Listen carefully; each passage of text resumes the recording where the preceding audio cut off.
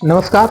भारत में संसदीय लोकतंत्र है और संसदीय लोकतंत्र में जनता की अभिव्यक्ति को, जनता की इच्छा को सर्वोच्च मानते हुए संसद की संकल्पना की गई है। इस संसद के 3 अंग होते हैं: राष्ट्रपति, लोकसभा और राज्यसभा।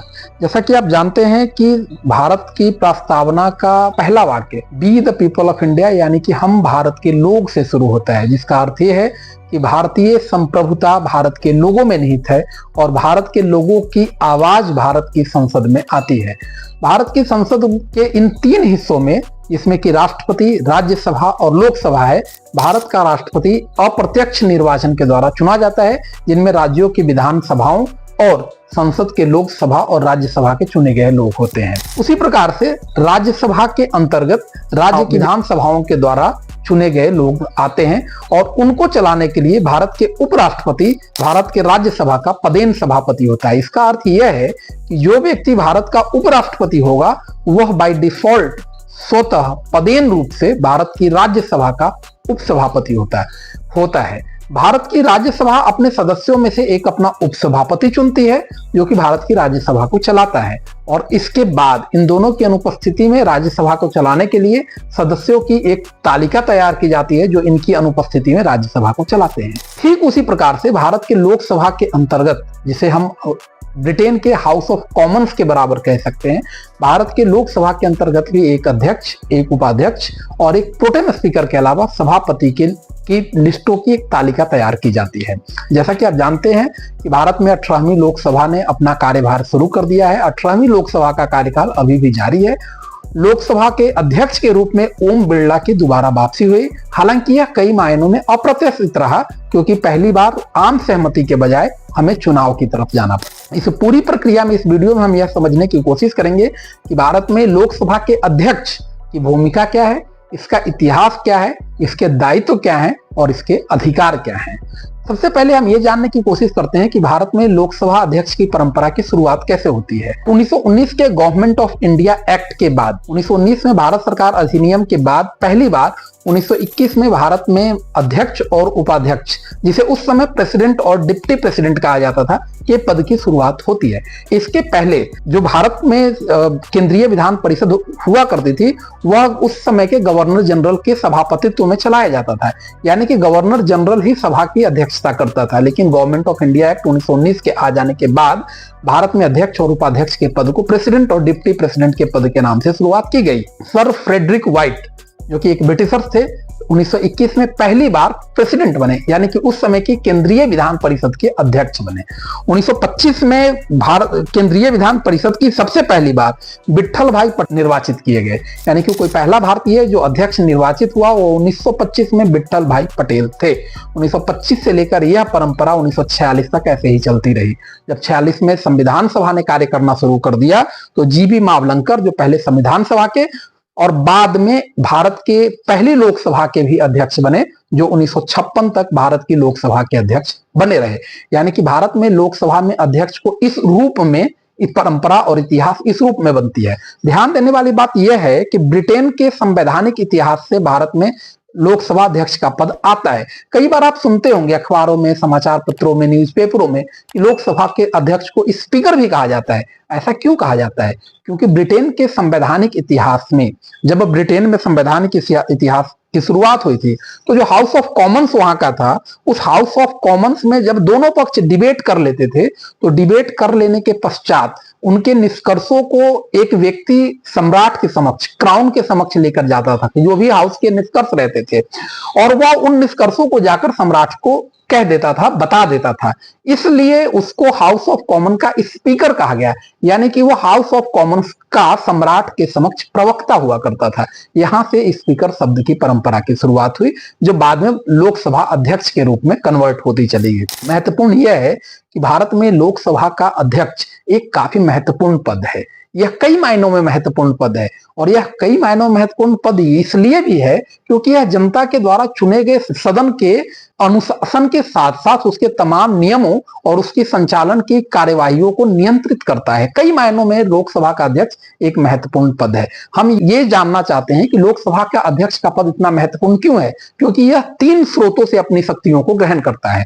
पहला स्रोत भारत का संविधान, इन लोकसभा अध्यक्ष को शक्ति देने वाला जो पहला स्रोत है वह है भारत का संविधान। दूसरा स्रोत जो लोकसभा अध्यक्ष को शक्ति देता है वह लोकसभा की प्रक्रिया और कार्य संचालन के नियम है।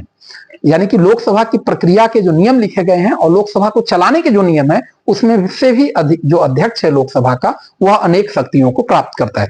तीसरा जो स्रोत है वह है संसदीय परंपराओं, यानी कि जो भी पार्लियामेंट्री ट्रेडिशंस रहे हैं उन पार्लियामेंट्री ट्रेडिशन से भी अध्यक्ष अपने पावर को डिराइव करता है। इन पार्लियामेंट्री ट्रेडिशंस का एक लंबा इतिहास है और उस लंबे इतिहास से अध्यक्ष अपनी शक्तियों को ग्रहण करता है। जब अध्यक्ष के पास इतनी शक्तियां हैं तो अध्यक्ष क्या क्या कार्य परफॉर्म करता है और अध्यक्ष इतना महत्वपूर्ण क्यों हो जाता है? क्योंकि आपने देखा होगा 18वीं लोकसभा के गठन के समय जब तमाम चर्चाएं हुई, जब किसी एक दल को बहुमत नहीं मिला तो स्पीकर के पद को लेकर तमाम तरह की चर्चाएं चली। तमाम सहयोगी दलों ने, गठबंधन के सहयोगियों ने स्पीकर के पद को लेकर अपनी इच्छाएं जाहिर की। ये पद आखिर इतना महत्वपूर्ण क्यों हो जाता है? तो इसके लिए 3-4 बातों को जानना जरूरी है।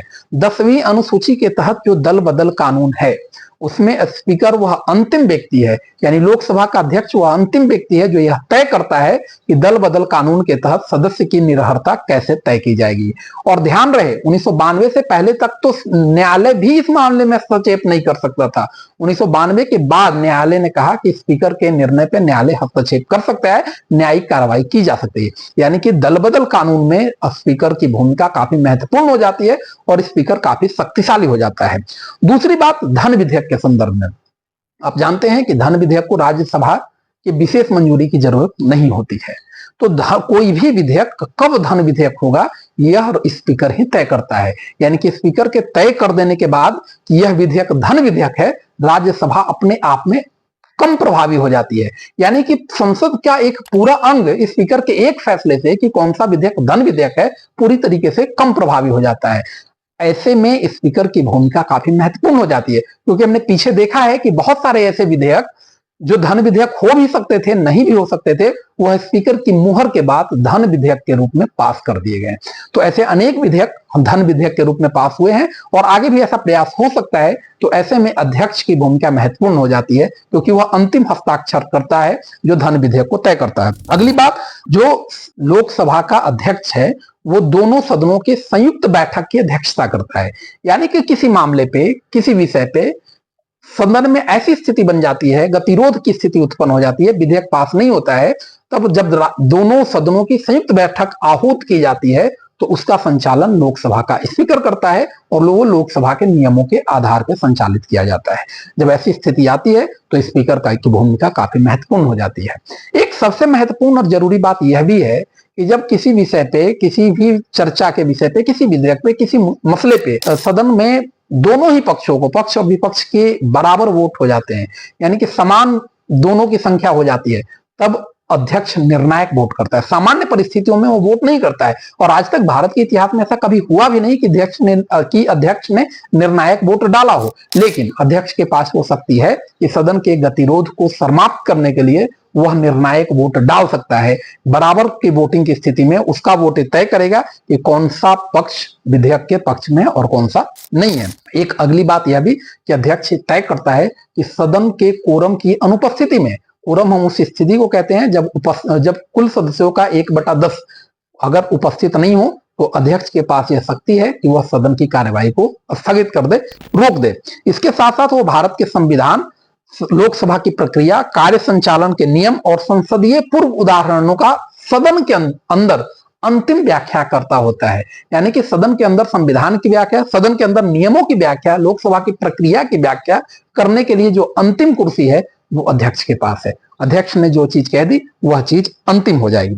इसके साथ साथ आप जानते होंगे कि बहुत सारी संसदीय समितियों की नियुक्ति की जाती है, बहुत सारी संसदीय समितियां बनाई जाती है।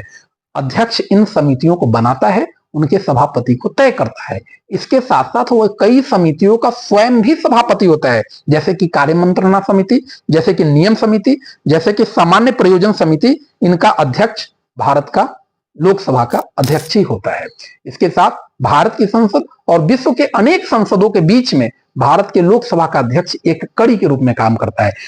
ऐसी स्थिति में जब हम देखते हैं तो भारत के लोकसभा का अध्यक्ष भारत के लोकतांत्रिक मूल्यों का विश्व के स्तर पर प्रवक्ता बन जाता है। यानी कि भारत की जो लोकतांत्रिक वैल्यूज हैं वो विश्व के स्तर पर भारत के अध्यक्ष के माध्यम से आगे बढ़ते हैं। ध्यान देने वाली बात यह है कि अध्यक्ष की इतनी महत्वपूर्ण भूमिका के कारण ही लोकसभा के अध्यक्ष को भारत के प्रधानमंत्री और उप प्रधानमंत्री के बाद 7वें नंबर पे वरीयता सूची में सर्वोच्च न्यायालय के इस मुख्य न्यायाधीश के बराबर रखा गया है। यानी कि भारत के किसी भी कैबिनेट मंत्री से उसका दर्जा ऊपर होता है। वो भारत के प्रधानमंत्री और उप प्रधानमंत्री के बाद वरीयता सूची में सबसे आगे है। किसी भी कैबिनेट मंत्री से उसका जो दर्जा है वो हमेशा ऊपर होता है। ऐसे में महत्वपूर्ण हो जाता है कि लोकसभा का अध्यक्ष निष्पक्ष रहे और तटस्थ रहे, उसके अंदर संसदीय परंपराओं के मूल्य अंदर तक भरे हों और वो भारत की संसदीय परंपराओं को लेकर आगे जा सके। आप यह भी जानते होंगे कि चूंकि हमने ब्रिटेन से परंपरा ली है तो ब्रिटेन में जो लोकसभा का जो हाउस ऑफ कॉमन का अध्यक्ष होता है वो अपने को दलगत कार्रवाइयों से अलग कर लेता है, वो दल से इस्तीफा दे देता है। भारत में हालांकि ऐसा नहीं होता है, इस मामले में अभी हमें बहुत कुछ करने की जरूरत है, लेकिन फिर भी भारत में भी लोकसभा का जो अध्यक्ष है जिसे हम स्पीकर कहते हैं वो दलगत कार्रवाइयों में भाग नहीं लेता है अपने निर्वाचन के पश्चात। और वह लोकसभा के जीवन पर्यंत यानी कि जो लोकसभा चल रही है, जैसे कि 18वीं लोकसभा भी चल रही है, तो 18वीं लोकसभा के पूरे लोकसभा के कार्यकाल तक वह अध्यक्ष पद पे बना रहेगा, सिर्फ 3 शर्तों को छोड़कर। 3 ही आधार पे उसे हटाया जा सकता है। पहला तो वह कि यदि वह किसी कारण से सदन का सदस्य नहीं रहता है तो लोकसभा का अध्यक्ष नहीं रहेगा।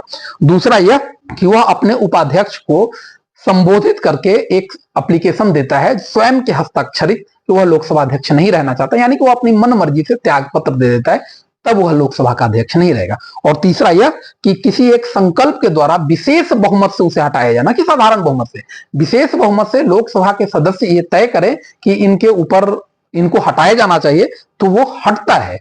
और इन्हीं 3 शर्तों के अलावा वो लोकसभा के अध्यक्ष के रूप से नहीं हटता है। और लोकसभा में निष्पक्षता को बनाए रखने के लिए उसके वेतन, उसके भत्ते भारत की संचित निधि पर भारित किए जाते हैं, यानी कि उसके वेतन में कटौती नहीं की जा सकती, उसको वेतन के नाम पे डराया धमकाया नहीं जा सकता।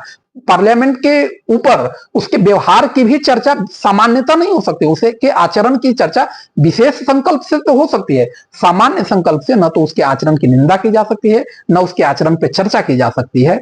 और अगर उसे पद से हटाना भी हो तो 14 दिन पूर्व उसकी सूचना देनी चाहिए, 50 सदस्यों का उसके ऊपर समर्थन होना चाहिए। तो आप इन तमाम प्रक्रियाओं से देख रहे हैं कि भारत के लोकसभा का पद काफी महत्वपूर्ण है और महत्वपूर्ण होने के साथ साथ भी संसदीय गरिमा रखने की व्यापक उम्मीद की जाती है। उससे यह भी उम्मीद की जाती है कि वो निष्पक्ष रहे, उससे यह भी उम्मीद की जा सकती है कि वो तटस्थ रहे, और उससे यह भी उम्मीद की जाती है कि वो संविधान के प्रति और लोकसभा के नियम और संचालन के रूल्स के प्रति वफादार रहे। और अल्टीमेटली जैसा कि हमने वीडियो के प्रारंभ में कहा था कि हमारा संविधान की प्रस्तावना का पहला लाइन कहता है be the people of India, यानी कि हम भारत के लोग लोकसभा का अध्यक्ष अपने तमाम सदस्यों के साथ be the people of India के प्रति वफादार रहे, उसके प्रति ईमानदार रहे और भारत की संसदीय गरिमाओं को एक नई ऊंचाई दे। धन्यवाद, नमस्कार।